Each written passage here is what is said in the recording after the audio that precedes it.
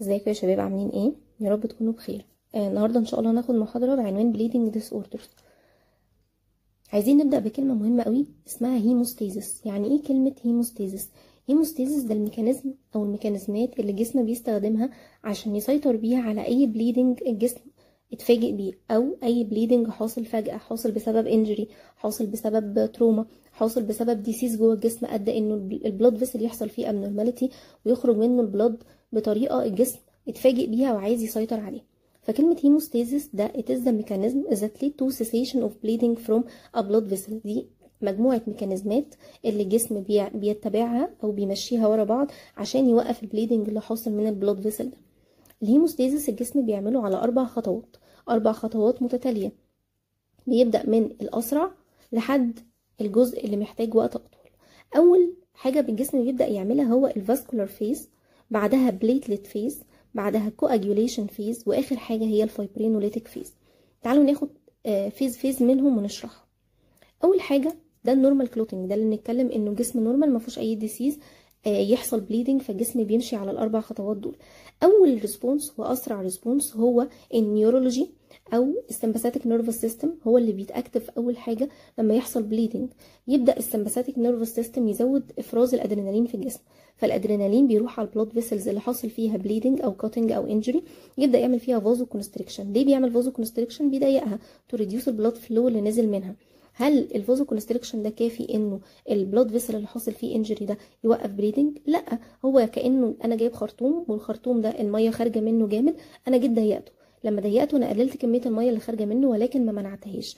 طيب هي مفيده؟ طبعا مفيده، لان هي بتحصل وزن سكند من اول ما الانجري ده يحصل لحد ما الجسم يبدا يشغل الميكانيزمات او اليات الدفاع التانية بتاعته. يبقى اول خطوه هو فازو كونستريكشن ليه؟ تو ريديوس بلاد فلو. تاني خطوه الجسم بيبدا يعملها هي البليتلت بلوك فورميشن. الدم وهو ماشي في البلود فيسل اول ما يلاقي في ابنورماليتي حاصله في الاندوثيليوم بتاع البلود فيسل ده، تبدا البليتلت تتجمع عليها عشان تكون ثرومبس او تكون اللي هي البلوج، بليتلت بلوج. بليتلت تبدا السيلز تتجمع سيل فوق سيل فوق سيل لحد ما تكون بلوج. البلوج دي مميزاتها ان هي بتوقف الدم يعني بشكل مؤقت لحد ما الكلوتينج كاسكيدز تشتغل. طيب ايه عيوبها؟ هي عيوبها it is not permanent، هي مش هتفضل طول الوقت، هي هتفضل لوقت معين وتتكسر. يعني هي هتوقف البليدنج بس هتوقف البليدنج بطريقه temporary not permanent. تالت حاجه activation of clotting cascades، هي دي اهم ميكانيزم بيوقف البليدنج، هو ده اللي هيوقف لي البليدنج permanent طول الوقت، هيوقفه لي، مش هيخلي فيه بليدنج تاني حاصل، depending on انه الجسم نورمال وانه الكلوتينج فاكتورز نورمال وانه احنا في نورمال كلوتينج باثوي. طيب الكلوتينج كاسكيد ده عباره عن 2 باثويز والاتنين بينتهوا لكومن باثوي عشان نكون في الاخر الكلوت بلوج. اول باثوي فيهم هو الانترنسيك باثوي، هو اللي طويل، والاكسترنسيك باثوي قصير. طيب الاثنين باثويز دول بيستخدموا حاجه اسمها كلوتينج فاكتورز. الكلوتينج فاكتورز في جسمنا 13 كلوتينج فاكتور بيتكونوا في كذا حته في الجسم، من ضمنها الليفر او الاندوثيليوم او من البليتلت. التو باثويز دول بيتنشطوا ازاي؟ اول ما بيحصل الانجري ويبدا البليتلت تتلامس مع الاندوثيليوم، يبدا يخرج الكلوتينج فاكتورز واحد ورا التاني، في اجزاء منهم في البلود، في اجزاء منهم هتخرج من الاندوثيليوم، وفي اجزاء منهم هتخرج من الماكروفيجز اللي ماشيه في الدم. فيبقى عندي تو باثويز، اول واحد هو الانترنسيك باثوي وتاني واحد هو الاكسترنسيك باثوي. الانترنسيك باثوي ده عباره عن 4 كلوتينج فاكتورز بيتنشطوا ورا بعض، 12 ينشط 11 ينشط 9 ينشط 8، فنوصل لفاكتور 8 متاكتف. الاكسترنسيك باثوي ده قصير جدا، يا فاكتور 7 بس يتنشط لحد ما يبقى عندي فاكتور 8 متنشط وفاكتور 7 متنشط. الاثنين دول يدخلوا على الكومن باثوي، هيأكتفوا فاكتور 10 بمساعدة فاكتور 5 عشان يحولوا لي البروثرومبين اللي هو فاكتور 2 يحولوه لثرومبين اللي هو فاكتور 3. اول ما يتكون الثرومبين ده هو ده اللي هيروح يأكتف فاكتور 1 اللي هو الفايبرينوجين ويحوله انتو فايبرين. اول ما الفايبرين ده يتكون هو ده اللي هيعمل الكلوتينج بلوج، وهو ده اللي هيسد الجزء اللي حاصل فيه انجري في البلود فيسل. طيب يا ترى الكلوتينج بلوك دي بتفضل موجوده طول الوقت في الجسم؟ يعني لو انا عندي ارتري او فين او تيفر بلود فيسل اللي اتقطع، جزء منه اتقطع، يتكون فيه كلوتينج بلوك عشان تسد الجزء اللي اتقطع، هل هتفضل موجوده طول الوقت؟ لا طبعا، الجسم بيجدد نفسه، والبلاد فيسل ده السيلز فيه والاندوثيليال سيلز اللي فيه هتجدد نفسها، والوول بتاعه هيتبني تاني. فبالتالي انا هتيجي مرحله هكون محتاج ان انا اكسر الكلوتنج بلاج اللي اتكونت دي عشان احافظ على النورمال انتجريتي بتاعه البلاد فيسل. علشان كده الجسم بيلجأ لرابع ميكانيزم هو الفايبرينولايسيس او الفايبرينولايسيس، ان احنا نكسر الفايبرين كلوت اللي اتكونت دي وانس ان الجسم بقى قادر انه يعوض الجزء المقطوع ده بتشو بنورمال تشو.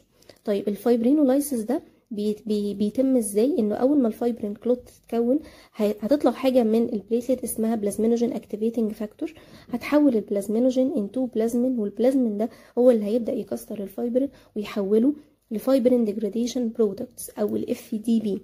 وده اللي بنحلل او بندور عليه في الجسم بتحليل اسمه الدي دايمر، هو اللي بيدور على الاف دي بي. ولو لقينا الاف دي بي عاليه ده معناه ايه؟ معناه انه كان فيه هنا كلوت او ثرومبس اتكونت واتكسرت. فوجود منتجات التكسير معناها ان هي اتكسرت وخلصت خالص، هي اتكسرت لحتت صغيره والحتت دي راحت كونت امبلس في حتت تانية. زي مثلا في موضوع البلمونري امبوليزم كان مشهور قوي ايام الكورونا، ان الناس اللي بيجي لهم كورونا نيمونيا فممكن يتكون معاهم دي في تي وممكن يتكون معاهم بالمونري امبوليزم. لو فاكرين فكان اي شخص كان بيحس باعراض نيمونيا شديده قوي فنشك ان يتكون عنده بالمونري امبوليزم، فنقوم نعمل له تحليل اسمه دي دايمر. الدي دايمر ده لو طلع بوزيتيف يقول لي ان ممكن يكون فيه بالمونري امبوليزم. اما لو طلع نيجاتيف يعني مفيش اصلا ناتج تكسير لاي كلوت اتكونت يبقى معنى كده انه مفيش، يبقى يعني هو كان النيجاتيف بتاعته بتنفي انما البوزيتيف بتاعته لا تؤكد. فيبقى عندنا في الاخر لما الكلوت او الفايبرين كلوت تتكسر هتكون لي حاجه اسمها اف دي بي. يبقى افكركم تاني ان النورمال كلوتنج باثوي ازاي الجسم بيحافظ على الهيموستاسيس في الجسم او في البلاد فيسل اللي اتقطع، بيمشي باربع ميكانيزمات من الاسرع للابطا. اول واحد يعمل فازو كونستريكشن ده بتاثير السمباثيك نيرفس سيستم. تاني حاجه يبدا البليتلت بلاك فورميشن، ودي حاجه بتتكون في المكان كده مش محتاجه اكتيفيشن، هي جاست ان البليتلت ماشيه لقت انه في ابنورمال انتجريتي في البلاد فيسل فهيحصل لها ادهيرنت على الجزء اللي حاصل فيه انجري ده وتكون بليتلت بلاك. البليتلت بلاك دي it is permanent temporary not permanent، ومش هتفضل وقت طويل وهتتكسر لحد ما يتكون الكلوتنج كاسكيد او الكلوتنج باثوي اللي هو الانترنسيك والاكسترنسيك، ده اللي هيكون الكلوتنج بلوك او الكلوتنج او الفايبرين كلوت، ودي اللي هتفضل موجوده لحد ما الجسم يقدر يعوض الجزء اللي اتقطع ده فنبدا نشغل الفايبرينولايتيك سيستم. طيب الكلوتنج كاسكيد ده اهو نعيد تاني بقى نفس الكلام ان هو نورمالي the ingredient called factors هي دي اللي بتشتغل، وهي دي اللي بتبدأ التشين ده بتنتهي بانه البليدنج وقف. لو one factor is missing just one factor بس من كل الفاكتورز دي واحد بس مش موجود تبدأ التشين دي تحصل لها بريك وتتكسر ومش هيكون الكلوتنج بلوج ومش هيقف البليدنج. فعندنا اول حاجه اللي هي الفاسكولار فيز دي نيورال سمباثيك افكت.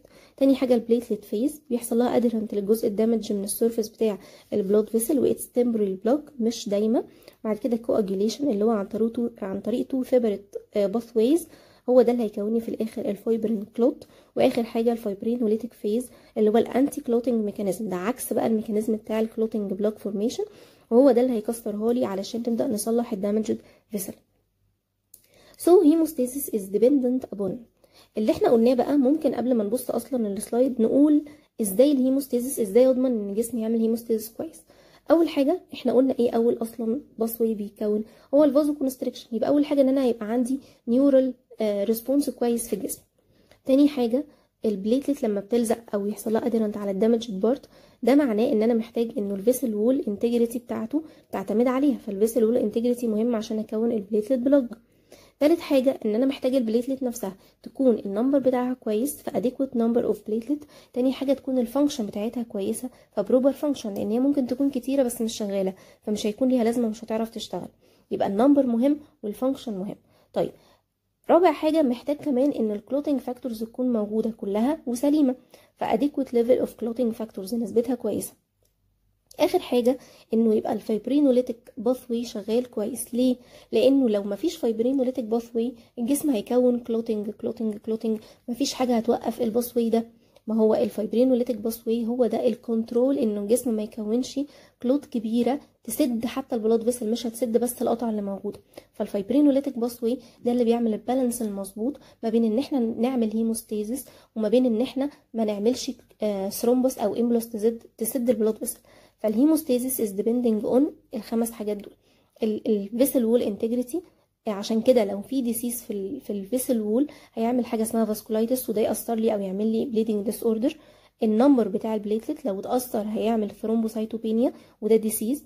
لو الفانكشن كمان بتاعت البليتلت مهمه، لو اتاثرت هتعمل لي ثرومبو اثينيا. الليفلز بتاعت الكلوتنج فاكتورز مهمه، لانها لو اتاثرت هتبدا تعمل لي هيموفيليا وتعمل لي فون فيلبرنت ديسيز، وده هنشرحه. اخر حاجه الفايبرينوليتيك باثوي لازم يكون شغال بطريقه اديكويت، لانه لو حصل فيه مشكله هيحصل حاجه اسمها دي اي سي، وهناخده برده في المحاضره دي.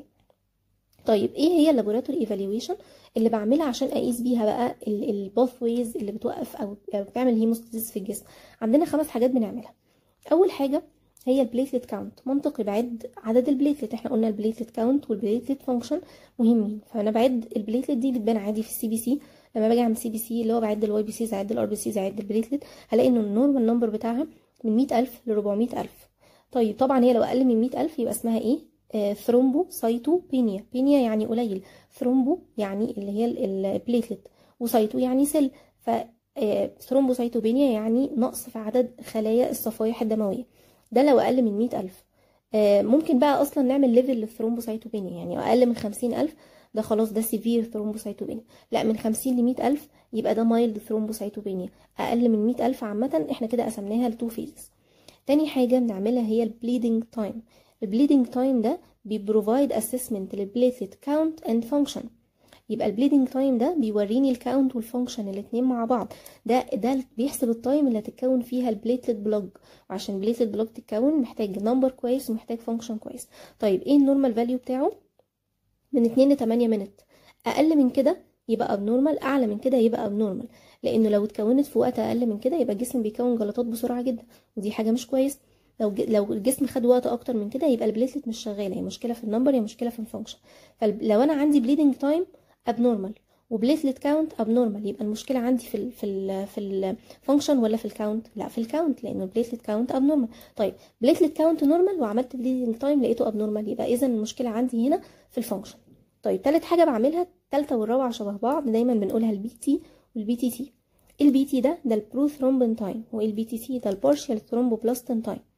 الكلمه الصغيره بتمشي مع الباسوي القصير، والكلمه الطويله بتمشي مع الباسوي الطويل. تعالوا نفتكر ايه الباسوي القصير والطويل. عندنا الباسوي القصير هو الاكسترينسك، يبقى ده اللي هيبقى معاه البي تي، والانترنسك هو الطويل، يبقى ده اللي هيبقى معاه البي تي تي. طيب وكمان الباسوي القصير هيكون معاه الوقت القصير، فنلاقي انه البي تي او البروثرومبين تايم وقته من 10 ل 15 سكند. اما البي تي تي اللي مع الباسوي الطويل اللي هو الانترنسك باسوي، هنجيب ازاي الزمن بتاعه؟ لو هنفتكره نضرب في 3 وننقص 5 من كل واحده. فمثلا 3 في 10 ب 30، ونقص منها 5 تبقى 25. 3 في 15 ب 45، ونقص منها 5 تبقى 40. يبقى من 25 ل 40 سكند.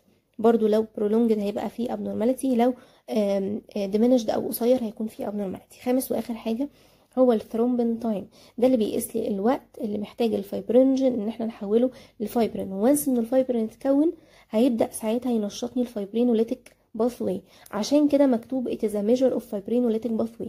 هو مش بيقيس الفايبرينوليتيك باثوي بياخد قد ايه، لا، هو بيقيس الوقت اللي هيبدا عنده الفايبرينوليتيك باثوي يشتغل، والنورمال فاليو بتاعه هي من 9 ل 13 سكند. نقدر نعتبرها تقريبا ان هي قد البي تي، يعني تقريبا ما هو من 9 10 و13 ل 15. فلو مثلا في حد عنده مشكله في الارقام، احنا بس هنحفظ البي تي والبي تي تي، بنجيبها من البي تي والثرومبين تايم، نقدر ننقص واحد من هنا وواحد من هنا يديني الثرومبين تايم. تمام. يبقى افكركم تاني بالارقام. البليتلت كاونت النورمال من 100,000 ل 400,000، قسمناهم انه من اقل من 50,000 ده كان سيفير ثرومبوسايتوبينيا، و50 ل 100,000 ده مايلد ثرومبوسايتوبينيا. البليدنج تايم قلنا ان هو من 2 ل 8 دقائق. البي تي اللي هو البروثرومبين تايم اللي مسؤول عن الاكسترنسك باثوي 10 15 سكند، والبي تي تي المسؤول عن الانترنسك باثوي قلنا هنضرب في 3 وننقص 5 يبقى 25 ل 40 سكند. الثرومبين تايم قلنا هنعتبره زي البي تي بس هننقص واحد من كل ناحيه فيبقى من 9 ل 13 سكند. في حاجه كده اسمها اي ان ار، تسمعوا عنها على طول للناس اللي بياخدوا وارفرين.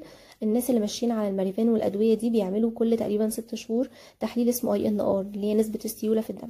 ايه الاي ان ار ده؟ الاي ان ار ده بيجيب البي تي بتاع البيشنت يقسمه على البي تي اللي هي الستاندرد اللي المفروض تكون عليه اي شخص فينا، ويطلع منه نسبه. النسبه دي المفروض مثلا نورمال لحد فينا. الا لو الناس بقى اللي بياخدوا وارفرين، الناس اللي هم عندهم معدل تكوين الجلطات في جسمهم عالي، فانا محتاج ان انا اخلي فيه سيوله في الدم. الناس دول زي مين؟ زي مثلا الناس اللي بيكون عندهم جلطات من قبل كده، الناس مثلا اللي مركبين بروستاتيك فالف في الهارت، فمحتاجين ان نسبه سيوله الدم عندهم تكون اعلى من كده.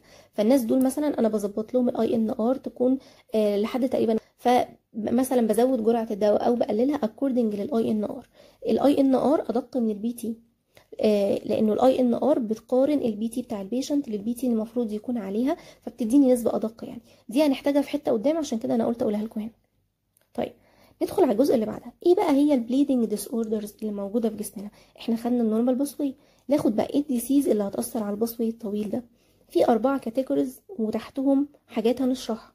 اول حاجه ان يكون الديفكت في الفيسل نفسه، تاني حاجه في الفاكتورز اللي هي الكلوتينج فاكتورز، تالت حاجه في البليتلت، رابع حاجه اذرز بقى حاجات تانية. طيب ايه اللي ممكن يكون موجود في الفيسل هو اللي يأثر لي على تكوين الهيموستاسيس في الجسم؟ اول حاجه فيتامين سي. الفيتامين سي مهم جدا عشان الهيموستاسيس. نقص الفيتامين سي بيعمل مرض اسمه سكورفي، وسكورفي ده بيكون فيه بليدنج تندنسي عاليه قوي. والاقي الناس دايما اللي عندهم نقص الفيتامين سي الاقي عندهم دايما جام بليدنج، يكون عندهم ايبيستاكسس، يكون عندهم بليدنج تندنسي دايما عاليه.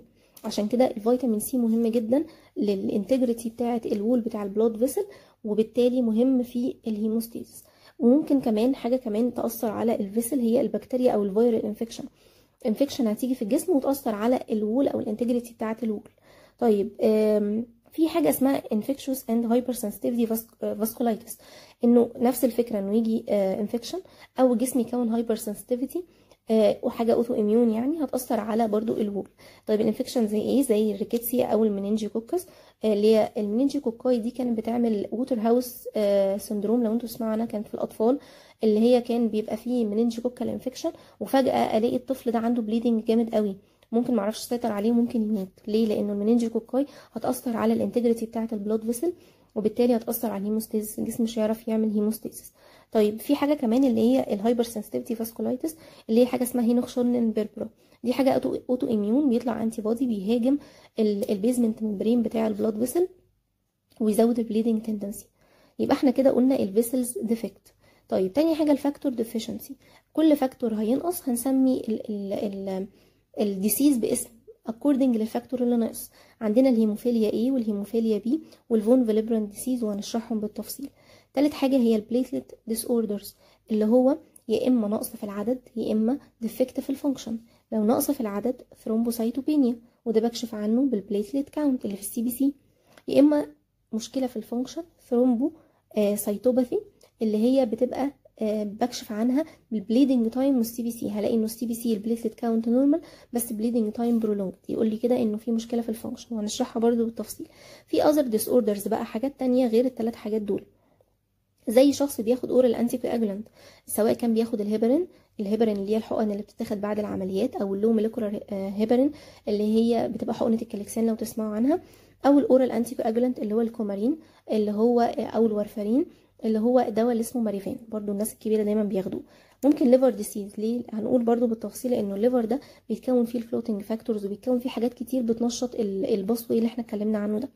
ممكن مال ابسوربشن، لانه المال ابسوربشن ده هيقلل لي امتصاص الفيتامين كي مثلا، ويقلل لي امتصاص مثلا الفيتامين سي، فيأثر لي على الفيسل انتجريتي بتاعته. فالمال ابسوربشن هينقص حاجات كتير من الجسم اللي هي هتأثر لي على الهيموستاسيس. ممكن كمان برود سبيكتروم انتي بايوتكس، في بعض الانتي بايوتكس السايد افكت بتاعته ان هي بتزود البليدنج ديس اوردرز. وفي حاجه اسمها انهبيتورز. الانهبيتورز دي هنشرحها دلوقتي، وبعدين هيجي لكل ديسيز من دول هنشرح حاجه بالتفصيل.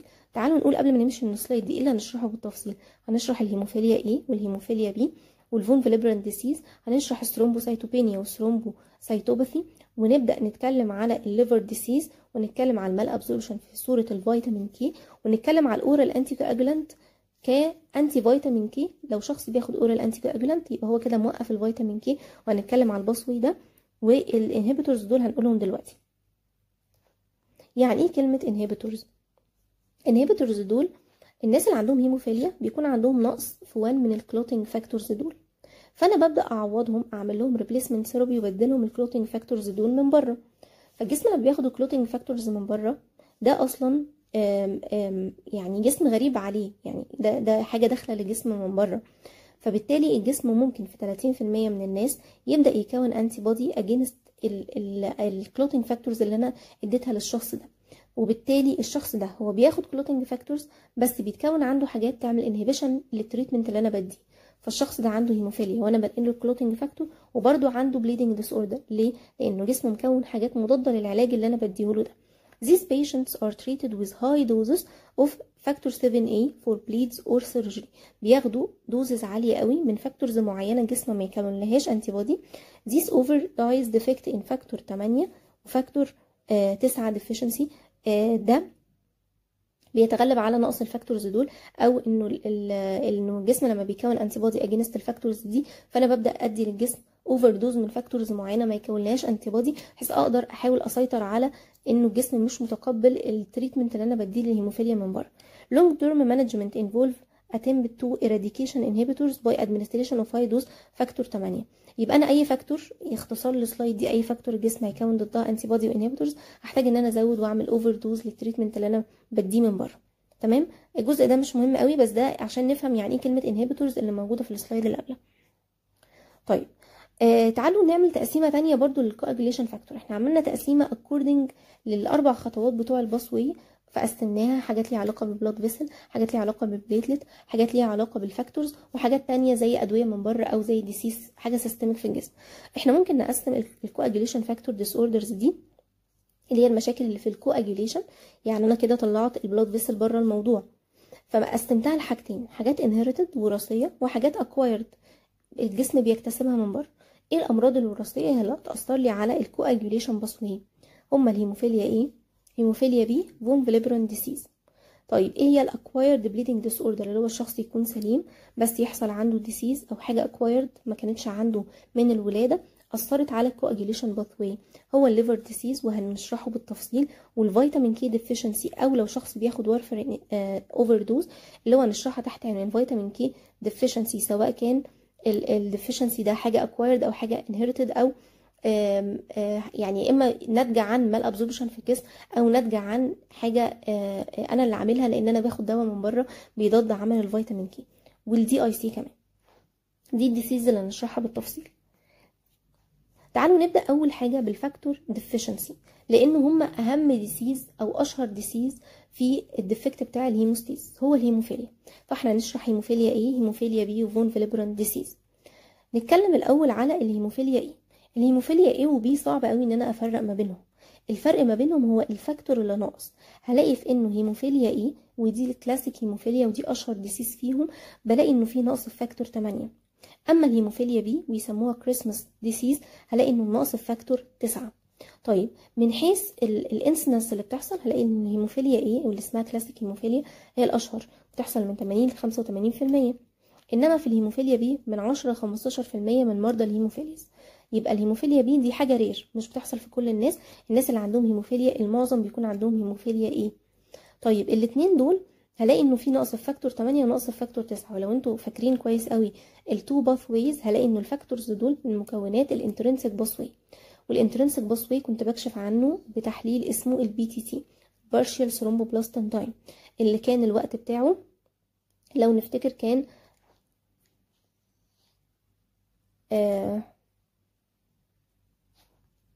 اهو. تعالوا نفتكر البارشيال ثرومبوبلاستين تايم من 25 ل 40 سكند. يعني الناس دول هلاقي عندهم انه البي تي تي اعلى من 40 سكند. طيب ايه تالت ديسيز هنشرحه؟ هو الفون فيليبران ديسيز. ده بيكون ديفيشنسي في الفون فيليبران فاكتور والفاكتور 8 كمان، لانه هنعرف دلوقتي انه الفون فيليبران فاكتور ده فاكتور بيأثر على كذا حاجه، ومن ضمنهم ان هو كارير لفاكتور 8. فالفون فيليبران ديسيز كانه شخص عنده هيموفيليا ايه وعنده كمان ديفكت في البلاد فيسل، وهنشرح دلوقتي ليه. علشان كده الشخص اللي عنده فون فيليبران ديسيز هلاقي ان هو عنده برولونجد في البي تي تي، لانه فاكتور 8 عنده حاصل فيه مشكله، هو موجود بس مفيش كارير يشيله. وهلاقي عنده كمان البي تي متأثره، لانه البي تي دي مسؤوله عن، او قلنا ان هي اللي هي البليدنج تايم، بتديتكت البليتلت كاونت والبليتلت فانكشن، والفون فيليبران فاكتور هيأثر على البليتلت فانكشن. علشان كده في الفون فيليبران ديسيز رغم ان هو مشكله في الفاكتورز، يعني مشكله في الباس ويز، بس هلاقي كمان عنده البي تي برولونجد. انما في الهيموفيليا البي تي بيكون نورمال، لانه البلاد فيسل نورمال والبليتلت نورمال. طيب ايه الكلينيكال مانيفستيشن بتاعت الهيموفيليا A و B؟ قالوا انه التفريق ما بينهم صعب جدا. it is indistinguishable، يعني التفريق ما بينهم مش حاجة سهلة ان انا افرق شخص عنده هيموفيليا A ولا هيموفيليا B، الا لما اعمل له التحليل اللي يبين لي هو نقص فاكتور 8 ولا نقص فاكتور 9. طيب ايه هي اصلا الكلينيكال بيكتشر او الاعراض اللي هيجي يشتكي منها عيان الهيموفيليا عامة؟ تعالوا نتفق انه الهيموفيليا ده ديفكت فين؟ في الكلوتينج باسوي. يعني ايه؟ ده الباسوي التالت اللي كان بياخد وقت، يعني في قبله البليتلت شغاله كويس وفي قبلها البلاد فيسل شغال كويس، بمعنى انه لو في بليدنج حاجه بسيطه وحاجه سوبرفيشال الجسم ممكن يسيطر عليه. انما مين البليدنج اللي الجسم مش هيقدر يسيطر عليه؟ اللي هيجرب عليه الفازو كونستريكشن مش هينفع، فيجرب عليه البليتد بلاد مش هينفع، فيجي يجرب عليه التالت ده هلاقيه اصلا بايظ. عشان كده البليدنج دايما بيكون ديب عن انه يكون الديفكت في البليتلت. فلاقي ان هو عنده اول حاجه هيم ارثروزس. يعني ايه هيم ارثروزس؟ هيم يعني دم، ارثروزس يعني في الجوينت. فلاقي العيان ده دايما الجوينتس بتاعته بتكبر وبتكون تندر وفيكسد ما بيقدرش يحركها، واقل تروما في اي جوينت بتعمل له هيم ارثروزس وتعمل له بليدنج حوالين المفصل ده وما يقدرش يحركه. تاني حاجه هو السوفت تيشو هيماتوما. هلاقي انه يكون عنده هيماتوما في السوفت تيشو اللي هو ايه؟ في المصل، في مثلا في عند التندون. فلاقي مثلا ان الشخص ده عنده ماسل اتروفي لانه البلاد بيتكون على الماسل ويضغط على البلاد فيسل اللي بتغذي الماسل فيحصل فيها ماسل اتروفي. وشورت تندونز برضو ما هو بيتكون على التندون وبيكون على التندون يضغط عليها فيأثر لي التندون. هلاقي كمان عنده بليدنج في حته تانية زي اليورينري تراكت، فلاقي مثلا ممكن الشخص ده يكون عنده بليدنج مع اليورين. الاقي مثلا عنده سي ان اس بليدنج والنيك بليدنج، فمثلا يحصل بليدنج مع السي اس اف، وده اتس لايف ثريتنينج كونديشن. الاقي عنده prolonged bleeding after surgery او dental extraction. الشخص ده لو بيعمل عمليه جراحيه او بيخلع ضرس واتيفر محتاج ان هو ينبه الدكتور، او واحنا بناخد بروبر هيستوري نعرف ان هو عنده هيموفيليا، فنبدا نعرف ان احنا الشخص ده محتاج مثلا ننقل له كلوتنج فاكتورز زياده قبل العمليه دي، او نعلق له فلاش فروزن بلازما قبل العمليه دي. نكون اوير قوي ان هو سهل قوي ان يحصل له بليدنج، ولو حصل بليدنج انا مش عارف اسيطر عليه. طيب نقارن ما بين هيموفيليا A و B. المقارنة ما بينهم في الفاكتورز. أول وأهم حاجة هي فاكتور هيموفيليا A ناقص في الفاكتور 8، هيموفيليا B ناقص في الفاكتور 9. الاتنين اكس لينكد ريسيسيف. نسبة حدوثهم احنا قلنا في الهيموفيليا A كانت من 80 85% من مرضى الهيموفيليا، يعني نسبة إصابتهم للأشخاص 1 لكل 10,000 ميل. يعني كل 10,000 ميل نورمال هلاقي فيه واحد عنده هيموفيليا A. إنما الهيموفيليا B لكل 50,000 ميل نورمال هلاقي نسبة الإصابة فيهم 1. وغالبا المصاب بالهيموفيليا بيكون ميل، لان هو اكس لينكد ريسيسيف، يعني محتاج انه الاكس يكون في الجين، فالميل بيكون اكس واي، فالميل يكون عنده اكس واحد بس فيكفي انه الجين يكون على الاكس انه يعمل اكسبريشن للديسيز. انما الفيميل اكس اكس فمحتاجه ان هي تاخد الجين من الاب ومن الام، فنسبه اصابه الفيميل بالموضوع ده انه تكون الام اكس اكس ويكون ال الاب برضو عنده هيموفيليا عشان الفيميل تتكون اكس من الام واكس من الاب فيظهر عندها الديسيز. فانما الميل سهل قوي انه اي حد سواء كان الاب او الام يكون عندهم هيموفيليا، وممكن كمان تكون الام جاست كارير تنقلها برضو لابنها. عشان كده نسبه الاصابه في الميلز في الهيموفيليا اعلى كتير قوي من الفيميلز. طيب السيفيريتي بقى ممكن اقسم السيفيريتي اكوردنج للايه؟ اكوردنج للفاكتور ليفل. نسبه الفاكتور ده في الجسم قد ايه؟ لو اقل من 1% من الطبيعي فدي سيفير سبونتينيوس بليدنج، اقل انجري بتحصل له او اقل ستيمولس بيحصل له يبقى عنده سبونتينيوس بليدنج ما اقدرش اوقفه. انما لو نسبه الفاكتور من 1 ل 5% دي مودريت بتحصل مع المايلد انجري، اتخبط خبطه بسيطه مثلا حصل له اي حاجه بسيطه. انما لو نسبته من 5 ل 25% دي مايلد، يعني ايه؟ بيحصل بليدنج بس لازم يكون في حاجه سيفير بقى، سيرجري او تروما. انا نفسي اللي دخلت البلود فيسل وقطعته، مش جاست انه حصل خبطه وخلاص. طب ايه الكومبليكيشن بتاعه الهيموفيليا؟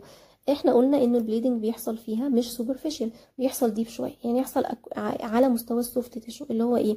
يحصل هيم ارثروزس، يحصل في المصل، يحصل في التندون، يحصل مش بيحصل في السكين من بره. يعني انا في الهيموفيليا مش هلاقي العيان من بره عنده بيتيكي او هلاقي انه ظاهر على السكين بتاعه من بره، لكن هلاقي جسمه وارم في حتت معينه، دي بتدينوت انه فيه هيماتوما او بليدنج في الحته الديب في الجزء ده اللي هو السوفت تيشو بليدنج. طيب ايه التريتمنت بتاع الهيموفيليا؟ هنقسم تريتمنت الهيموفيليا ايه وهيموفيليا بي. عايزين نتفق ان احنا عندنا البلاد لما بناخده ده بيكون اسمه وول بلاد. البلاد ده انا بقدر اقسمه لحاجات، اقدر اخد منه الار بي سيز لوحدها فانقلها مثلا لشخص عنده سيفير انيميا، واقدر اخد البليتلتس لوحدها فانقلها لشخص عنده ثرومبوسايتوبينيا، واقدر اخد البلازما اللي هو السائل الميه يعني بتاعه الدم. طيب البلازما دي بيكون فيها ايه؟ بيكون فيها الكلوتينج فاكتورز، وبيكون فيها الفلويد نفسه بتاع البلازما. وممكن اعمل حاجه اسمها كريو برسبيتيت عشان هتتقال قدام. الكريو برسبيتيت ده بيكون فيه اللي هو فاكتور 8 والفون فيليبران ديسيز والفايبرين. فانا عايزه اقول لكم من الجزء ده ان انا اقدر اقسم الدم لبرودكتس كتيره، كل برودكت له اليوزج بتاعته. فانا في التريتمنت بتاع الهيموفيليا بستخدم حاجه اسمها بيوريتي بلازما برودكت. يعني ايه؟ يعني اخد البلازما دي وانقيها لدرجه معينه بحيث ان انا اخد الفاكتور المعين اللي انا عايزه. فانا عندي انترميديت بيوريتي وعندي حاجه اسمها هاي بيوريتي. يعني ايه انترميديت بيوريتي؟ يعني انا نقيت البلازما بحيث ان انا سبت فيها الفاكتور اللي انا عايزه بلس فون فيليبراند فاكتور. فانا مثلا خدت فاكتور 8 مع فون فيليبراند فاكتور، ده الهيموفيليا ايه.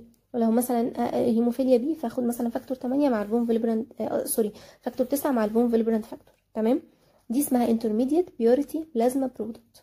طيب يعني ايه high purity؟ it's monoclonal، يعني انا خدت فاكتور بس، ماشي، يعني ما فيهاش فون فيليبراند، خدت فاكتور 8 بس الهيموفيليا ايه او فاكتور 9 بس الهيموفيليا بي، ودي ما بيبقاش فيها الفون فيليبراند فاكتور. طيب الاتنين دول ده بلازما انا واخداها من انسان، من شخص، من شخص متبرع بالدم. يعني ممكن الشخص ده يكون عنده فيروسات زي مثلا HIV، يكون عنده هيباتيتس سي، هيباتيتس بي، علشان كده الدم اللي انا باخده ده لازم يكون فيروسيدال تريتد، انا بعالجه من الفيروسات بحيث ان انا اقلل الريسك ان يتنقل الفيروس ده للشخص اللي عنده هيموفيليا. في حاجه تانية اسمها ريكومبننت فاكتور 8. ريكومبننت ده يعني ايه؟ يعني انا مكونه بره في المعمل وبالتالي مفيش ريسك اصلا انه يحصل فيروس انفكشن، وده ما بيبقاش طبعا فيه فون فيليبراند فاكتور لان انا واخد فاكتور 8 ده من حته تانية. طيب ايه الدوز اللي انا هستخدمها للهيموفيليا ايه؟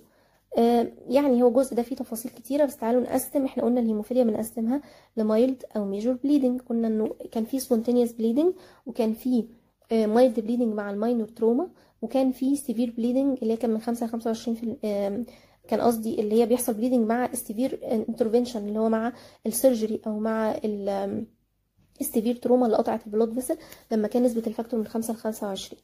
طيب لو هي كانت مايلد بليدنج، يعني بليدنج ده بيحصل او نسبه البليدنج يعني اقدر اسيطر عليها، فانا مش محتاج دوز كبيره عشان اسيطر على البليدنج اللي حاصل قدامي ده، زي البليدنج اللي بيحصل في الهيمو ارثروزس او في الاوروفارنجيال او الدنتال اكستراكشن، او بيحصل مع الابيستاكسس او مع الهيماتوريا اللي هو بليدنج حاصل بس مش اللي هو مش الجسم بيتصفى دم يعني. فانا محتاج الدوز بتاعتي بديه 30% من الدوز المطلوبه مرتين في اليوم لمده جاست يومين، اللي هي بتبقى 15 يونت بالكيلو جرام. نفتكر بس ان احنا بندي 15 يونت بالكيلو جرام وان هي 30% من الدوز. كده كده انا بدي 3 مرات في اليوم، بس في المايلد هديها لمده يومين، في الميجور بقى هديها لمده اسبوع لاسبوعين 50 يونت بالكيلو جرام. طب ايه هي الميجور بليدنج اللي انا مش قادره اسيطر عليها؟ ده الجسم بيتصفى دم بقى. شخص مثلا CNS تروما، اتخبط مثلا في راسه حصل له هيد تروما، ممكن يحصل عنده انتراكرينيال هيموريدج، او شخص عنده هيموريدج في اي حته في جسمه سيفير، او لمبر بانكتشر، شخص انا عملت له لمبر بانكتشر اسحب CSF فانا عورت بلاد فيسل وانا داخل فبالتالي حصل عنده بليدنج جامد قوي، لا ده خطير.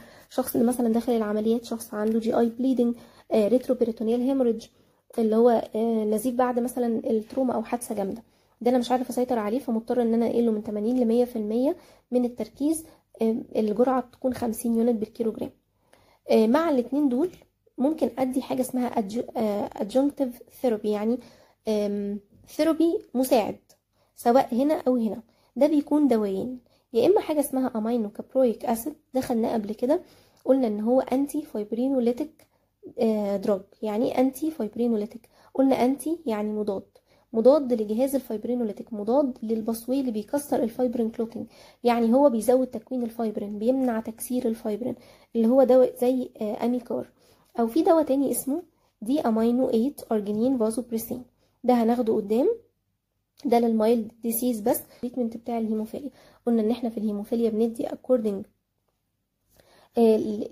للحاجه اللي انا عايزها، يا اما انا عايز فاكتور 8 مع فون فيليبرانت فاكتور فده انترميديت بيوريتي بلازما برودكت، او انا عايز مونوكلونال ده انا عايز الفاكتور بس فتبقى هاي بيوريتي، وممكن ادي ريكومنانت انا مكونه في المعمل وقلنا الدوزز بتاعته. طيب التريتمنت بتاعت الهيموفيليا بي هديله ايه بقى؟ تعالوا نفكر. الهيموفيليا بي انا محتاج فاكتور 9، واحنا قلنا انه الفون فيليبرانت ده شيال فاكتور 8، فانا لو عندي نقص في فاكتور 9 هل محتاجه ادي الشيال بتاع فاكتور 8؟ لا، انا فاكتور 8 شغال والشيال بتاعه شغال، انا جاست محتاج فاكتور 9، فهدي انترميديت بيوريتي ولا هاي بيوريتي؟ اكيد هدي هاي بيوريتي، لان الهاي بيوريتي مش محتاج فيه الفون فيلبرنت، فانا ليه اعرض الجسم ان انا انقل له حاجه عنده اصلا وشغاله؟ يبقى انا هديله هاي بيوريتي فاكتور 9 او اديله ريكومبنت انا مكونه من بره فاكتور 9. الانيشيال دوز بتاعته 100 يونت بالكيلو جرام، انما اللي همشيه عليها ال 50 يونت بالكيلو جرام كل يوم جرعه واحده. طيب ايه يا ترى الكومبليكيشن بتاعه الثيرابي اللي انا بديه ده؟ قال لك اول حاجه اللي احنا خدناها قبل كده اللي هي فورمينج اوف انهبيتورز. ايه الانهبيتورز دول؟ انه الجسم يكون انتي بودي للكلوتينج فاكتور اللي انا بنقله له من بره، فده بيحصل من 10 ل 15% في حالات الهيموفيليا ايه، ومن 1 ل 2% في حالات الهيموفيليا بي. تاني حاجه انه انا بنقل الشخص ده، لو انا بنقله اللي هو الهاي بيوريتي او الانترميديت بيوريتي بلازما، بنقله بلازما من شخص تاني، فده يعرضه انه يجيله انفكشن من الشخص التاني ده اللي هي الفيرال انفكشن، هيباتيتس بي، هيباتيتس دي، هيباتيتس اي، اتش اي في، او اللي هو البارفو فيروس، اي نوع فيروس بيتنقل عن طريق الدم، او اي فيروسات تانية. تمام. انما لو انا هديله الريكومننت ده بس بيكون غالي وصعب ان احنا نكونه، بس مفيش معاه ريسك ان يتنقل معاه فيرال انفكشن يعني. كده خلصنا الهيموفيليا، ده اهم مرض فيه. ندخل على المرض الثالث بتاع الكواجوليشن ديس اوردرز اللي هو الفون فيلبرانت ديسيز. تعالوا نعرف الاول ما هو الفون فيلبرانت فاكتور. الفون فيلبرانت فاكتور ده مش واحد من الكواجوليشن فاكتور، ولكنه هو كارير بتاع الفاكتور 8، وده بيتصنع في الاندوثيليوم وفي الميجا كاريوسايت. الميجا كاريوسايت دي اللي هي كانت من في الباسوي بتاع تكوين البليتلت، كان الخليه اللي هي الاوليه بتاعه البليتلت هي الميجا كاريوسايت، فبيتكون فيها، وبيتكون في الاندوثيليوم، وبيتكون في البليتلت اللي هي تحديدا الميجا كاريوسايت، وبيكون حاجه اسمها مالتيمر. المالتيمر ده يعني ايه؟ يعني لو احنا شايفين في الصوره هنلاقي انه في حاجه صفرا لازق فيها حاجه لونها بلو، لازق فيها حاجه صفرا حاجه لونها بلو. الحاجه اللي لونها بلو دي هو ده الفون فيلبرانت فاكتور اللي شايل معاه فاكتور 8. الحاجه الصفرا ده جلايكوبروتين، هو بيكون حاجه زي لونج تشين مالتي تايمر ده، او اللي هو المالتيمر ده بيساعدني في تكوين الكلوتينج او اللي هو الكواجوليشن كلوتينج دي. تمام. وبالتالي نقصه هيأثر على تكوين المالتيمر ده، ونقصه هيأثر على الفاكتور 8. تمام. وده انكور بليتلت تو سب اندوثيليوم. المالتيمرز اللي بيكونه بيساعد البليتلت ان هي تلزق في الانجري اللي حاصل ده. عشان كده قلنا في الفول فيبرانت ديسيز هلاقي ان انا عندي البي تي تي برولونجد، وكمان معاها البليدنج تايم برولونجد، لانه هنا هيأثر على الفانكشن بتاعه البليتلت، ويأثر كمان على الفانكشن بقى بتاعه الانترنسك باسوي العادي. تمام. طيب الانهيرتنس بتاعته ده اوتوسومال دومينانت، انما كانت الهيموفيليا اكس لينكد ريسيسيف، انما ده اوتوسومال دومينانت، يعني جاست الاب او الام يكون عندهم الديسيز ينقلوها لاولادهم، يعني محتاج جين واحد عشان اعمل اكسبريشن، والاكسبريشن بتاعته مش بتكون على 6 سيلز، لا بتكون في النورمال سيلز عاديه. الانسيدنس بتاعته 1 لكل 10,000 نورمال بيرسون، فيهم واحد عنده فون فيلبرانت ديسيز ديفيشنسي. الكلينيكال فيتشرز بتاعته ميوكوكوتينيوس بليدنج، اللي هناك في الهيموفيليا كانت سوفت تيشو بليدنج، انما ده ميوكوكوتينيوس. هنطلع لفوق شويه ليه؟ لانه بليتلت كمان مش شغال. فانا الحاجه الوحيده اللي شغاله نورمال في جسمي دلوقتي هو الفازو كونستريكشن، والفازو كونستريكشن مش هيعرف يسيطر على بليدنج كتير جدا. الفازو كونستريكشن دي حاجه ضعيفه جدا، وبالتالي البليدنج هنا بيحصل لي فيه الميوكوكوتينيوس سيرفيس، يعني على السكين والميوكس ممبران. اللابوراتوري ايفالويشن بتاع الفون فيلبرانت ديسيز اكوردنج لتقسيمته، ممكن نقسم الفون فيلبرانت ديسيز ده لتايب 1 وتايب 2 وتايب 3. اكوردنج لكل تايب فيهم هنقول التحاليل اللي بنعملها بتطلع ايه. تايب 1 ده partial quantitative deficiency. شرحنا قبل كده الفرق ما بين كلمه quantitative وqualitative. quantitative يعني العدد قليل، qualitative يعني العدد كويس بس الفانكشن هي اللي فيها مشكله. فتايب 1 ده partial quantitative deficiency، يعني الكوانتيتي يعني في نقص شويه في العدد، انما في عدد وشغال بس ناقص شويه. تايب 2 ده في الكواليتي، العدد كويس بس الفانكشن بتاعته مش مظبوطه. تايب 3 ده توتال كوانتيتيف، مفيش خالص فون فيلبرانت ديسيز في الجسم. اكوردنج للتقسيمه دي تعالوا نعمل الاسايز اللي هتقيس لي او هتحدد لي احنا في انهي واحد فيهم. لو انا قست الفون فيلبرانت فاكتور انتيجين هلاقيه ناقص فين؟ هلاقيه ناقص في الكوانتيتي اللي هو تايب 1 وتايب 3، بس تايب 1 ناقص سهم واحد بس، لما تايب 3 ده يعني سيفير ديفيشنسي، فعشان كده حطينا سهمين. طيب لو انا قست الاكتيفيتي هلاقيه قليله في كله، لانه في تايب 1 و 3 قليله لان هو مش موجود، وتايب 2 قليله لان الاكشن بتاعه مش موجود، هو عدده كويس بس الاكشن بتاعه مش موجود. طيب مين فيهم اللي هيكون مالتيمر اناليسيز؟ لو انا قست المالتيمر ده هلاقيه فين؟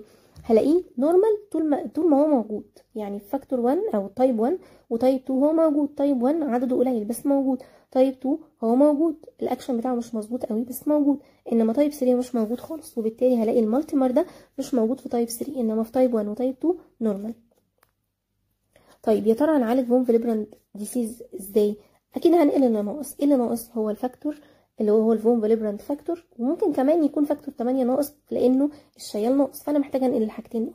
فعشان انقل الحاجتين دول بنقل حاجه اسمها كريو بيرسبيتيت. باخد البلازما هي زي الفريش فروزن اللي هي اسمها فروزن بلازما، بس انا بعمل لها فروزن لدرجه اكبر وبنقيها لحد ما يكون فيها جاست الفايبرينوجين وفاكتور 8 وفون فيليبراند فاكتور، وده الاونلي فراكشن بتاع البلازما اللي فيه فون فيليبراند مالتيمرز. يبقى ليه بنقل كريو بريسبيتيت؟ عشان انقل الجسم مالتيمر جاهز عشان اقدر اسيطر على الديسيز، لانه الجسم مش عارف يكون المالتيمر، مش عارف يكونه بعدد كويس. يعني هو يعني احنا لو جينا بصينا في السلايد اللي فاتت هلاقي انه المالتيمر اناليسيز نورمال. ليه نورمال؟ هو لو في واحد بس موجود فهو متكون كويس، انما انا عايزه انقل الجسم شويه متكونين ويكونوا كويسين، عشان كده بنقل الكريو بريسبيتيت اللي هو فيه المالتيمرز ده. طيب الدواء التاني اللي احنا خدناه اللي هو الدي امينو 8 ارجينين فازوبريسين اللي هو الدي دي اي في بي، ده اللي هو قلنا ان هو بيأثر على not generally used in type 2. تايب 2 كمان مش هقدر اديه. ليه تايب 2 كمان مش هقدر اديه؟ لانه هو بيطلع هو نورمال، يعني النمبر بتاعه كويس بس الفانكشن بتاعته مش مظبوطه.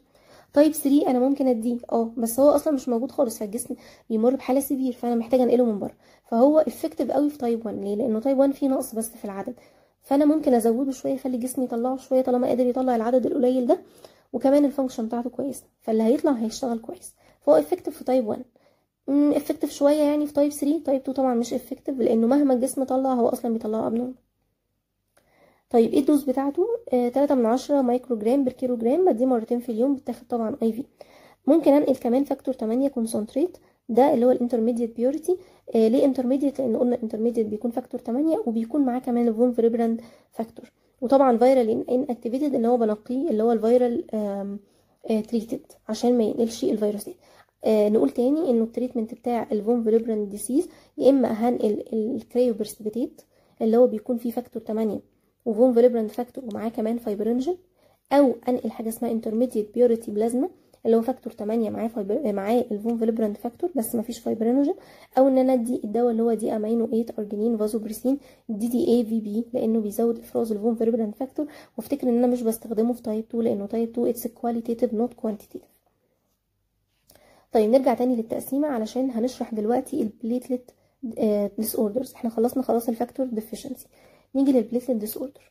نتفق بس في تو ديفينيشنز. عندنا حاجه اسمها ثرومبوسايتوبينيا وحاجه اسمها ثرومبوسايتوباثي.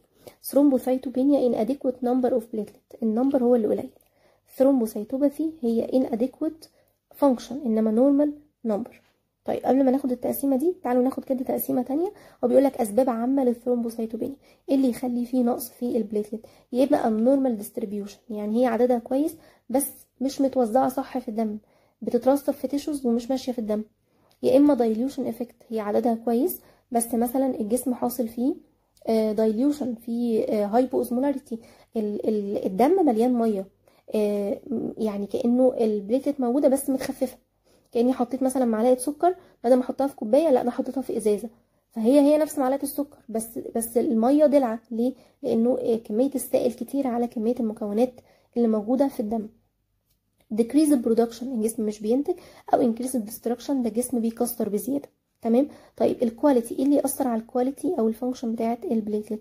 يا اما حاجات inherited disorders disease هي اللي بتأثر على الفانكشن، يا اما حاجات acquired، انا باخد دواء من بره ميديكيشن هو اللي بيبوظ البليتلت، او chronic renal failure، ده هو الجسم فيه ديفكت في الكدني، فالكدني مثلا بتخرج البليتلت بزياده او بتأثر على الفانكشن بتاعتها بزياده، او الكدني بتطلع يوريا واليوريا دي بتأثر على الفانكشن بتاعتها، او الكارديو بالمونري بايباس، الناس اللي بيكون عندهم قلبهم مش شغال او اللنج مش شغال بيحطوه على جهاز من بره بيقوم بدور الكارديو بالمونري سيركيليشن، يعني الدم بيخرج لبره ويرجع يتضخ تاني، فلما يخرج ويرجع تاني ممكن البليتلت تتكسر او يحصل فيها ديفكت في الفانكشن بتاعتها. طيب نرجع بقى للاسباب. انتوا هتلاقوا الجزء ده مذكور في الداتا عندكم مرتين، فانا جمعت لكم الاسباب بتاعته، يعني زودوها في حته منهم وما تذكروهاش من الجزء التاني. فنيجي للثرومبوسايتوبينيا، مذكوره في الاول ومذكوره كده في الاخر تقريبا عن صفحه 10 او حاجه شبه كده. فزي ما قلت لكم زودوا الاسباب زي ما انا كاتباها كده، انا جمعتها لكم واشطبوا على جزء منهم عشان تبقوش متلخبطين. الثرومبوسايتوبينيا هنقسمها لجزئين، يا اما حاجات اميون ريليتد ليها علاقه بالمناعه، يا اما حاجات نون اميون ريليتد ملهاش علاقه بالمناعه بتاعه الجسم. طيب الاميون ريليتد اول سبب دراج انديوست، انا باخد دواء، الدواء ده هو اللي بيأثر على الاميون رياكشن في الجسم، هو اللي يأثر على البليتلت فانكشن. تاني حاجه بون مارو فيلير، البون مارو مش بيطلع اصلا بليتلت او حاصل فيه فيلير، هو ده اللي عامل ديفكت في البرودكشن. في هايبر سبلينيزم، حاجه اوتو اميون او ليها علاقه بالاميون رياكشن خلت السبلين هايبر سبلينيزم، زي عنده الهايبر سبلينيزم لا تعني انه السبلين كبير، في فرق ما بين كلمه هايبر سبلينيزم وسبلين وميجا. سبلين وميجا السبلين كبير وخلاص، انما هايبر سبلينيزم ده زياده الفانكشن بتاعه السبلين، فالسبلين بيكسر بزياده، متوحش يعني. والليمفوما، الليمفوما او الليمفو بلوريفيراتيف ديسيز، لانه الليمفوما ده عباره عن تيومر موجود في الليمف نودز، ممكن يكسر معاه البليتلت ويقلل عددها. الاتش اي في فيروس، كمان الناس اللي عندهم ايدز بيكون عندهم ديفكت في البليتلت نمبر بتاعتها، وبيكون عندهم ديفكت يعني في الكومبوننت بتاعه البلاد. في حاجه اسمها ايديوباثيك ثرومبوسايتوبينيك بيربرا، ده مرض ايديوباثيك بيطلع انتي بودي من الجسم بيهاجم البليتلت ويكسرها بلا سبب. في مرض اسمه ساركيدوزس برضو، وكولاجين فاسكولار ديسيز. دي الامراض الاميون ريليتد اللي تؤدي انه البليتلت تكون قليله في الجسم. في حاجات نون اميون ريليتد الديسيز بس مش بسبب الاميون سيستم، زي الدي اي سي هناخده دلوقتي، ديسمينيتد انتروفاسكولار كواجيلوباسي، اللي هو الجسم بيشغل الفايبرينوليتيك سيستم مع الكلوتنج فاكتورز باسويز سوا، فالجسم بيكون جلطات ويكسر بسرعه، يكون جلطات ويكسر بسرعه، فبيخلص كل الفاكتورز اللي في الجسم، وبيخلص البليتلت اللي في الجسم، بيخلص كل الامكانيات اللي الجسم بيستخدمها عشان يوقف البليدنج. تاني حاجه اسمها مايكرو انجيوباثي هيموليتيك انيميا، انه الجسم بيكون فيه بيكسر البليتلت، فبالتالي بيحصل هيموليتيك انيميا، الجسم بينزف كتير عشان هو عمال يكسر البليتلت دي. بعد كده ده كده خلصنا خلاص الثرومبوسايتوبينيا. في بقى الثرومبوسايتوباثي اللي هو ديفكت في الفانكشن بتاعه البليتلت. اول حاجه انا ماشيه لكم ترتيب شبه الترتيب بتاع الثرومبوسايتوبينيا عشان نحفظها سوا. دراج انديوزد، هناك برضو دراج انديوزد، يبقى في ادويه بتاثر على العدد وفي ادويه بتاثر على الفانكشن. تاني حاجه ده هنا في بون مارو فيلير، لا ده هنا في حاجه اسمها مايلو بروليفراتيف ديس اوردرز، او ممكن نمشيها مع الليمفوما. يعني ايه مايلو بروليفراتيف ديس اوردر؟ ده بيبقى ديسيز موجود في البون مارو، من اشهرها مثلا الكرونيك مايلوسيتيك لوكيميا، اللي هو بيكون ديسيز موجود في البون مارو، بيخلي انه البليتلت تتصنع بس مش بطريقه نورمال، فبتطلع مش افكتيف. تالت حاجه اللي هي اليوريميا، انا مشيتها مع الهايبر سبلينيزم عشان الاسبلين والكدني موجودين جنب بعض ففكروني ببعض. فيوريميا اللي هو في الكرونيك كدني ديسيز، الجسم مش عارف يخرج اليوريا، واليوريا دي بتترسب في حتت كتير في الجسم من ضمنها البليتلت، فتاثر على الفانكشن بتاعه البليتلت وتعمل بليدنج. والانهيرتد ديس اوردرز برضو دي امراض وراثيه ممكن تاثر على الفانكشن بتاعه البليتلت. طيب الجزء ده خلاص قلناه. دي مقارنه بقى ما بين البليتلت ديس اوردرز والكواجيوليشن فاكتور ديس اوردر، يعني مقارنه ما بين مثلا البليتلت ديس اوردر اللي هي الثرومبوسايتوبينيا والثرومبوسايتوباثي، وما بين الهيموفيليا والفون فيليبراند فاكتورز. انا شرحت لكم انه في الكواجيوليشن فاكتور في الهيموفيليا الجسم بيكون عنده الفازو كونستريكشن شغال سليم والبليتلت بلوك شغاله سليمه، انما الديفكت في الخطوه رقم 3، ففي خطوتين ممكن ياثروا على البليدنج ويسيطروا عليه. عشان كده البليدنج هنا بيحصل لي في اجزاء ديب في الجسم، مش جاست سوبرفيشال وخلاص، لان البلد فيسل السوبرفيشال بيكون صغيره، سهل قوي ان انا اسدها ببليتلت بلوج، او سهل ان انا اسدها بفازو كونستريكشن. عشان كده البليدنج بتاعها بيكون ديب من جوه، مفيش حاجه ظاهره على الجسم من بره كبيتيكي او هيماتوما. انما في البليتلت ده انا تاني ميكانيزم هو اللي حاصل فيه ديفكت، فاللي شغال هو جاست الفازو كونستريكشن، وده مش افكتيف خالص، وبالتالي هلاقي البليدنج فوق في حتت فوق في الميوكوكوتينيوس. عشان كده ستايل بتاع البليدنج في البليتلت هلاقي في السكين وفي الميوكس ممبرين، هلاقي الشخص ده عنده ايبيستاكسس كتير، عنده جام بليدنج كتير، لو فيميل عندها فاجينا بليدنج برولونجد، وفي جي اي تي تراكت بليدنج. انما في الكواجوليشن ده في الحتت دي في الجوينت وفي الماسل مينلي. مين عندهم بيتيكي؟ بيتيكي يعني زي ما صار في الصوره اللي هي النقط الحمراء اللي بتظهر على الجسم من بره، ودي بتبقى سبكوتينيوس بليدنج، هلاقي ان هي موجوده في البليتلت ديس اوردرز، مش موجوده في الهيموفيليا ولا كواجوليشن فاكتور. طيب الايكيموزس اللي هي البروزس اللي هي بتبقى حته زرقاء كتيره في الجسم، تكون موجوده اكتر في البليتلت ديس اوردرز، بتكون سمول وسوبرفيشال، صغيره بس من فوق، باينه لي من فوق. انما في الكواجيوليشن هتتكون البروزس دي بس هتكون ديب وتكون كبيره، فانا ممكن ما اشوفهاش من بره. البليدنج افتر كات او سكراتش اللي يتخربش فيهم طبعا في البليتلت اكيد هتكون موجوده، انما في الكواجيوليشن مش موجوده. ليه؟ لانه البليتلت بلوك سهله انها تسدها. لو واحد اتخربش ولا حاجه سهل ان هي يكون البلاج السهله اللي بتتكون عندنا كلنا دي، مش محتاجين نشغل الفاكتورز. البليدنج افتر سيرجري او تروما طبعا موجود في الاثنين، بس في البليتلت اسرع شويه، هي immediately بس يوجوالي مايلد يعني حاجه بسيطه. انما في الكواجيوليشن لانه في البليتلت ديس اوردر الكواجيوليشن شغال عادي، المشكله في الخطوه رقم 2. فايه الخطوه رقم 3 هتحصل والبليدنج هيقف بس متاخر شويه، فبالتالي هلاقيها immediate ظهرت في ساعتها بس مايلد، يعني ايه هتتلحق في الاخر. انما في الكواجيوليشن فاكتور ديليت لانه البليتلت اشتغل والفازو كونستريكشن اشتغل، فتاخد يوم ليومين على ما تتكون او يحصل بليدنج، بس اوفن سيفير مش عارفه اسيطر عليها، وانس انها حصلت صعب ان انا اسيطر عليها. كده خلصنا اللي هي الجزء بتاع المقارنه ما بين اللي هو البليتلت والكواجيوليشن فاكتور. لو انتوا فاكرين ان احنا لما خدنا في اسباب الثرومبوسايتوبينيا كان في النون اميون في الدي اي سي، يبقى الدي اي سي بيأثر لي على عدد البليتلت، بيعمل كونسومشن للبليتلت ويعمل كمان كونسومشن للكلوتينج فاكتورز. علشان كده الديسيز بتاع الدي اي سي نقدر نعتبره انه حاجه مشتركه ما بين البليتلت ديس اوردر وما بين الكواجيوليشن ديس اوردر، لانه ده ديسيز هيستهلك لي البليتلت ويستهلك لي الكواجيوليشن، وبالتالي هو حاجه كومبايند ما بين الاثنين. يا ترى ايه الميكانيزم بتاعه؟ عندنا سيستم اكتيفيتنج للكواجيوليشن، السيستم حاصل فيه ديفكت، الجسم حاصل فيه ديفكت، بينشط الاثنين سوا ومش عارف يوقفهم. فعندي انتروفاسكولار ديبوزيشن للفايبرين، الجسم عمال يكون فايبرين كتير انتروفاسكولار، وبالتالي يكون ثرومبوزس كتير قوي في السمول والميد سايز بلاد فيسل ويز اورجان فيلير طبعا، لانه اي بلاد فيسل رايح لاي اورجان هيتسد بثرومبس، فالاورجان ده هيبوظ. وكمان معانا ديبليشن للبليتلت والكواجيوليشن فاكتور، فلما بيخلص البليتلت والكواجيوليشن فاكتور دول لانه الجلطات اتكونت كتير قوي، فالدم اللي باقي مش باقي فيه بليتلت ولا باقي فيه كواجيوليشن، وبالتالي وكأن الجسم عنده ديفيشنسي في الفاكتورز وعنده ديفيشنسي في البليتلت، فكأن الجسم عنده هيموفيليا وعنده ثرومبوسايتوبينيا، بس هو الجسم عنده بيكون نورمال، يعني انا البون مارو سليم والليفر بيكون سليم والاندوثيليوم بتكون سليمه. امال ايه المشكله؟ المشكله ان انا بستهلك الحاجات دي.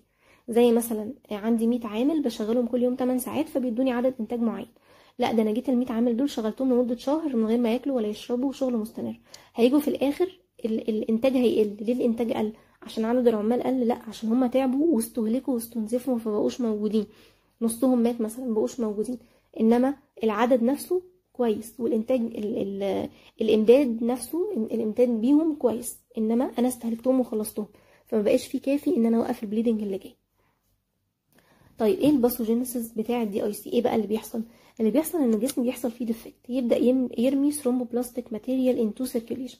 دي مواد بتنشط اللي هو انه الفايبرينجين يعني يتكون، فيبدا يحصل كواجيوليشن ويبدا يحصل ثرومبين يتكون اللي بيحول الفايبرينجين انتو فايبرين، فالفايبرين يتكون فيتكون الكلوتس دي لما تتكون تروح تعمل ايه في الفايبرينوليتيك سيستم؟ بتنشطه، فتبدا تحول البلازمينوجين انتو بلازمين فتبدا تكسر، فيزيد عندي الاف دي بي. العيان ده لو عملت عنده دي دايمر هلاقيه عالي قوي. تمام. طيب معنى ان انا شغلت التو فاكتورز ان انا شغلت الباسوي ده وشغلت الباسوي ده، فانا عماله اكون جلطات واحاول اكسرها، اكون جلطات واحاول اكسرها، والجسم عمال يكون جلطات، فانا استهلكت كل الفاكتورز اللي انا بحتاجها في التو باسويز، الانترنسك باسوي والاكسترنسك باسوي، واللي بحتاجها كمان في الفايبرينوليتيك سيستم. فانا خلصت الفاكتورز وكمان خلصت البليتلت عشان عماله اسيطر على البليدنج اللي حاصل نتيجه انه الكواجيوليشن باسوي خلاص ما بقاش شغال. تمام. العيان ده لو عملت له بي تي تي هلاقيه برولونج، البي تي برولونج. الفايبرينوجين هلاقيه طبعا قليل لان انا استهلكته خلاص. لو عملت له دي دايمر اللي هو الاف دي بي هلاقيه عالي. لو عملت له البليتلت نمبر هلاقيه قليل، وهلاقي عنده حاجه في البريفرال بلاد فيلم حاجه اسمها شيستوسايت. يعني ايه كلمه شيستوسايت؟ شيستوسايت دي انه الار بي سيز عماله تتكون بسرعه، انا بستهلك وبعمل بليدنج فانا بكون ار بي سيز بسرعه. فعارفين لما يكون في مصنع او في فرن مثلا بيطلع عيش بسرعه بسرعه بسرعه، انا عايزه اطلع عدد اكبر من العيش، فالعيش مش لاحق يخمر مش لاحق يكبر مش لاحق يستوي بسرعه، فطالع لي عدده كتير بس الفانكشن بتاعته مش مظبوطه، طالع لسه مش مستوي كويس. هي دي الفكره. تمام كده. طيب ايه بقى اصلا اللي يعمل لي الدي اي سي؟ ايه اللي ينشط لي الكواجيوليشن مع الفايبرينولايسيس الاثنين سوا؟ لا دي حاجات كتير ممكن تحصل. سيبسز، اي انفكشن في الجسم بتحصل ممكن تعمل لي الموضوع ده. تروما، شخص اتعور مثلا، فالهيد انجري مثلا عملت كونت جلطه كبيره قوي، فالجلطه خلصت الفاكتورز، فالفاكتورز لما خلصت بدا يحصل له بليدنج، فبقى عنده الاتنين مع بعض. او فات امبوليزم، نسمع انه في ناس يحصل اللي هو بيبقى اسمها ايه الجلطه الدهنيه دي، انه الفات يدخل في البلود سيركيوليشن ويبدا بقى يأثر ويعمل جلطات في كل حته هو ماشي فيه، يعمل جلطات، فيبدا ينشط التو فاكتورز او التو باسويز. او المالجنسي، في تيومرز تعمل كده. اوبستاتريك كومبليكيشن، الستات اللي هم بيولدوا ممكن يحصل عندهم امنيوتيك فلويد امبوليزم، يبدا جزء من الامنيوتيك فلويد يدخل السيركيوليشن بتاعتها ويعمل لها جلطات. ابرابتو بلاسينتا، الناس اللي هم بيكون عندهم الستات اللي بيحصل عندهم ايه انفصال في المشيمه وبليدنج وراها، فالبليدنج ده بيستهلك انه الجسم طبعا بيكون كواجيليشن كتير قوي في الجزء اللي هو ريترو بلاسينتا ده، فبالتالي الجسم يتعرض لدي اي سي. فاسكولار ديس اوردرز، لو في مشكله في البلود فيسل زي فاسكولايتس مثلا ولا حاجه، فيبدا ايه الانتجريتي بتاعه البلود فيسل فيها مشكله، فلما يبقى فيها مشكله تبدا البليتلت بلوك تتكون، ولما البليتلت بلوك تتكون تنشط لي الفاكتورز الانترنسك والاكسترنسك باسوي وهكذا، فنلاقي على طول البلود فيسل عمال يكون جلطات ويتكسر، تكون جلطات وتتكسر وهكذا. رياكشن تو توكسين، في بعض التوكسينز اللي الجسم بياخدها زي مثلا السنيك فينوم او بعض الدراجز كسايد افكت ممكن تعمل لي دي اي سي. في immunological disorders زي severe allergic reaction، حد خد دواء مثلا فظهر عنده حساسيه جامده قوي، من ضمنها انها ممكن تعمل دي اي سي. وترانسبلانت ريجكشن، الشخص اللي اتنقل له مثلا عمل عمليه زراعه كبد، زراعه كلى مثلا، فيبدا الجسم يعمل ريجكشن في صوره انه بيكون جلطات كتير قوي في الجسم. يبقى دي كلها اسباب هتنشط لي الكواجوليشن وتنشط لي الفايبرينولايسيس وتبدا تعمل كونسومشن للفاكتورز وللبليتلت وتدخلني في دي اي سي.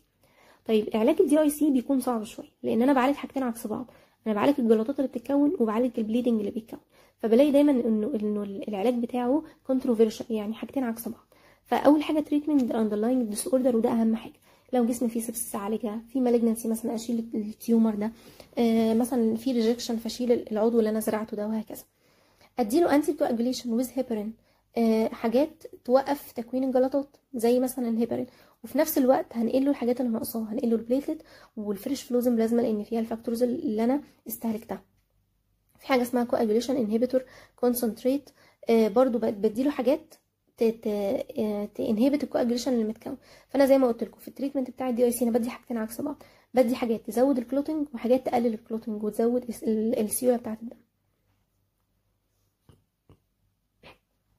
نرجع تاني للتقسيمه، نفتكر احنا قلنا ايه. احنا خلاص خلصنا الفاكتور ديفيشنسي، هيموفيليا اي وبي وفون فيليبرانت، اتكلمنا على البليتلت ديس اوردر ثرومبوسايتوبينيا وثرومبو سايتوباسي، واتكلمنا على الدي اي سي واعتبرناه ان هو حاجه مشتركه ما بين الفاكتور ديفيشنسي والبليتلت ديس اوردر. هنتكلم عن اخر حاجه هي اذر ديس اوردرز، حاجات تانية ملهاش علاقه لا بالبليتلت ولا بالفاكتور ولا بالفيسلز.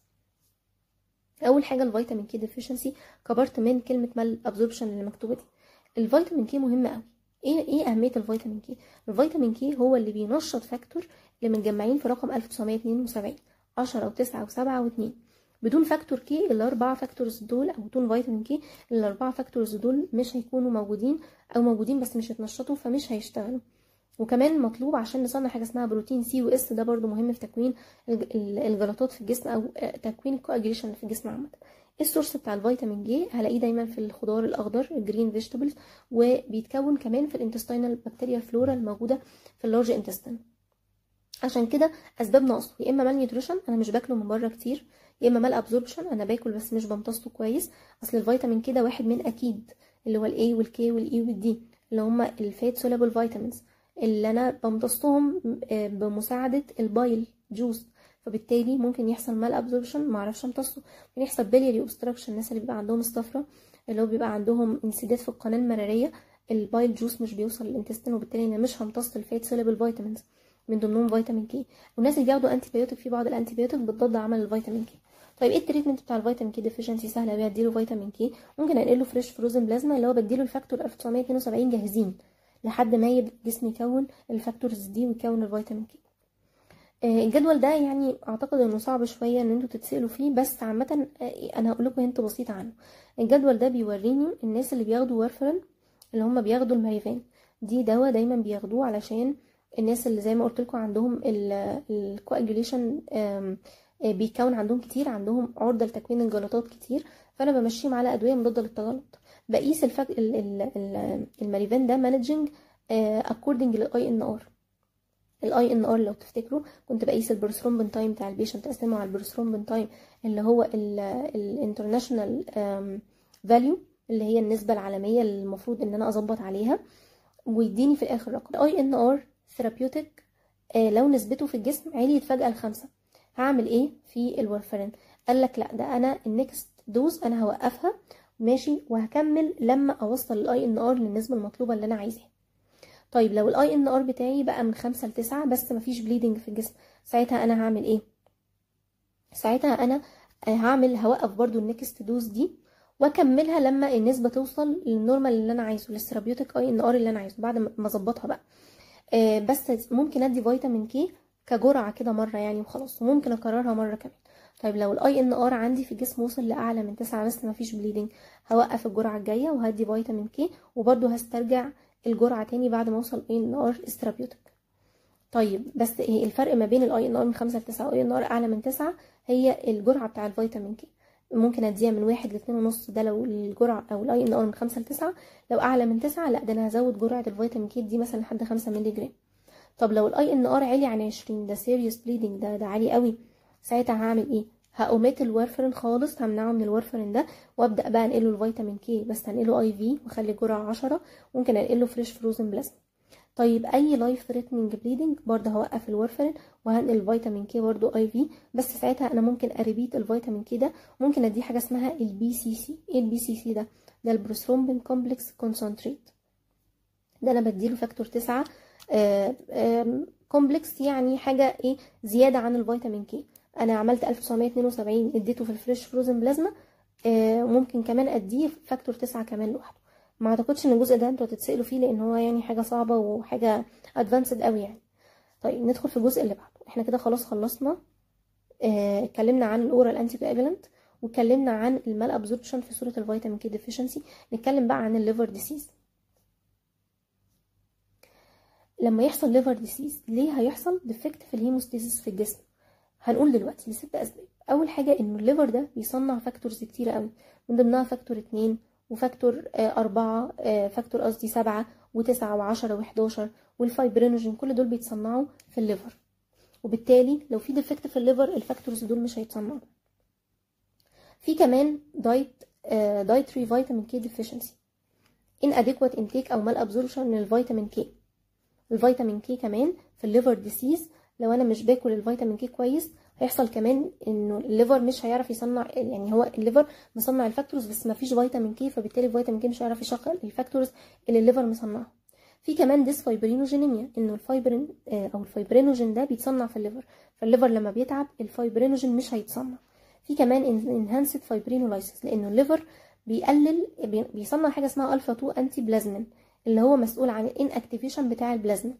يبقى انا الفاكتور ده بيعمل ان اكتيفيشن للبلازما، لما اقلل تصنيعه البلازمين هيشتغل، والبلازمين ده هو الفايبرينوليتيك سيستم، وبالتالي لو الليفر حصل فيه ديسيز ساعتها الفايبرينولايسيس هيشتغل بزياده ومش هيقف، يبقى ساعتها هيبقى عندي مشكله ان اسيطر على البليدنج، لانه عمال اكسر في الجلطات اللي بتتكون من غير ما التكسير ده يتوقف. تمام، نقول تاني الحته دي. الفا 2 انتي بلازمين ده مهم علشان ينشط البلازمين اللي بيكسر الفايبرين. فانا لو الالفا 2 بلازمين مش شغال الالفا 2 بلازمين ده اللي بيعمل ان اكتيفيشن للبلازمين، فالالفا 2 بلازمين ده لو مش موجود مش هعمل ان اكتيفيشن، بمعنى ان انا هسيب البلازمين شغال براحته، فانا الفايبرينولايسيس عمال شغال براحته مش هيتوقف، وبالتالي الجسم هيتعرض للبليدنج اكتر.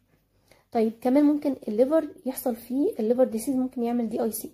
ليه دي اي سي؟ لانه مش هيصنع الفاكتورز ويحصل ديفكت في كل الفاكتورز اللي طالعه منه، ويحصل ديفكت في الفايبرينوجين مش هيكون موجود، وبالتالي الجسم هيدخل في دي اي سي اللي هو بيكون جلطات بسرعه وبيكسرها بسرعه وبيستهلك كل الفاكتورز اللي موجوده. كمان ثرومبوسايتوبينيا. ليه ثرومبوسايتوبينيا؟ ليه اثر على عدد البليتلت؟ هو الليفر بيصنع البليتلت؟ لا طبعا، البليتلت بتصنع في البون مارو. امال لا، ده هيكسر بزياده. مش معنى هيكسر بزياده، عشان غالبا اي ديسيز في الليفر يحصل معاه هايبر اسبلينيزم، وهايبر اسبلينيزم يعني الاسبلين متوحش بيكسر البليتلت، وبالتالي هيأثر على عددها ويعمل ثرومبوسايتوبينيا. طيب ازاي اعمل مانجمنت لشخص هيموستاتيك ديفكت في حالات الليفر ديسيز؟ هعالج اللي ناقص. يعني انا هشوف المشكله في ايه. مثلا انا عندي لقيت البي تي والبي تي تي برولونج، هفهم منهم انه في ديفكت في الانترنسك باسوي او في الاكسترنسك باسوي. يبقى الشخص ده عايز ايه؟ عايز فاكتورز، فاديله اول حاجه فيتامين كي عشان اشغل فاكتور 1972 اللي هو 10 9 7 و2. فمثلا هديه 3 مرات في اليوم، غالبا ان افكتيف عشان انا عندي فاكتورز تانية ناقصه. فانا لو اديت الاربعه دول، طب والباقيين هعمل فيهم ايه؟ او ان انا انقل له فريش فروزن بلازما. ده مفيد ليه؟ لانه هينقل لي كل الفاكتورز اللي موجوده. ماشي. بس الادويه دول اللي انا بديهم ده اتس immediate but temporary effect. يعني هو ايه؟ ده علاج intermediate، يعني مش هيعالج لي المشكله بطريقه كبيره ومرضيه، هيعالجها بطريقه كويسه، وكمان temporary مش permanent، يعني مش حاجه مستمره. انا بس ايه لحد ما دول يخلصوا، ما هو الجسم مش هيعرف يصنع تاني. في تريتمنت لللو فايبرينوجين. لو الفايبرينوجين قليل هنقل مين الكومبوننت الوحيد من كومبوننتس الدم اللي انا هنقلها اللي كان فيه فايبرينوجين؟ ايوه برافو عليكم، الكريو بيرسبتيت. قلنا ان ده بيبقى فيه فاكتور 8 وفون فيليبرنت فاكتور، وكمان بيبقى معاه الفايبرينوجين. فده ساعتها ممكن انقل الفايبرينوجين كريو بيرسبتيت في حالات ان الفايبرينوجين قليل. لو جسمي فيه دي اي سي هعالج بقى الدي اي سي بريبليسمنت ثيرابي اللي احنا قلناه قبل كده، ان انا هدي الحاجات اللي ناقصه. نرجع تاني لعلاج الدي اي سي. فبالتالي ان انا اعمل مانجمنت هيموستاتيك ديفكتيف ليفر ديسيز، هشوف فين المشكله وهعالجها. لو المشكله في الفاكتورز هنقل له الفاكتورز وهنقل له فيتامين كي. لو المشكله في الفايبرينوجين هنقل له كريو برسبيتيت في الفايبرينوجين. لو المشكله في الدي اي سي هكتب له علاج الدي اي سي. وبكده نكون وصلنا للجزء الاخير في المحاضره النهارده. يا رب تكونوا فهمتوه، وان شاء الله اشوفكم مره تانية.